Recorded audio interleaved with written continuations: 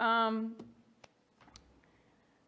let's see. So last night I had the pleasure and honor of presenting to the Stonewall Democratic Club to provide an update regarding our K-8 history and social science instructional materials, the sort of the timeline and the process.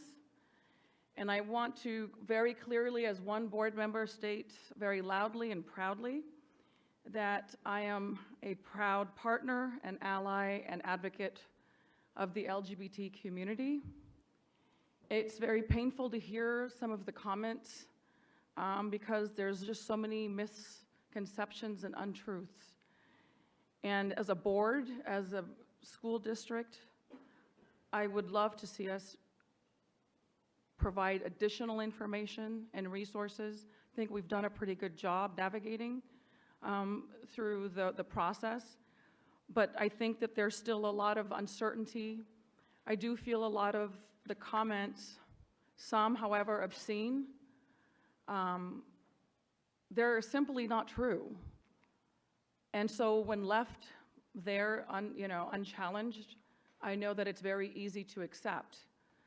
So I'm not addressing any one particular comment, but I know that there were a lot of misstatements of what is accessible in terms of our curriculum proposals. I have a niece who's gay. And when I think of children, I think of all children with that equity lens. Every child has the right to see themselves in the curriculum. It is a matter of equity.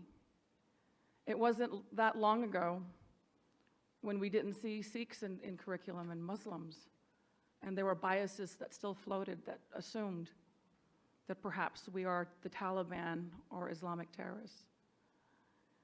It is incumbent upon educators to provide education. It is the key to addressing ignorance and hate. And I'm not saying all of the anti-comments regarding the curriculum proposals are centered in hate, but I do think that a lot of them are misguided, and a lot of them just don't have the information, and I challenge that a lot of them perhaps even haven't bothered to read the proposals. Because a lot of the comments, they just simply are not true.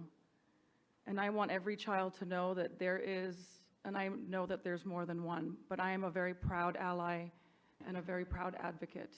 I'm here to speak for my niece who didn't see herself in curriculum.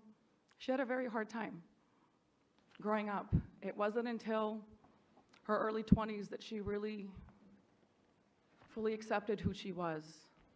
I remember being there in those critical years when there was a lot of anger and lashing out. These kids are suffering. They're not any different than a black kid, an Indian kid, a Native American kid. They are kids. They are members of our community. This isn't sex education. These are groups of human beings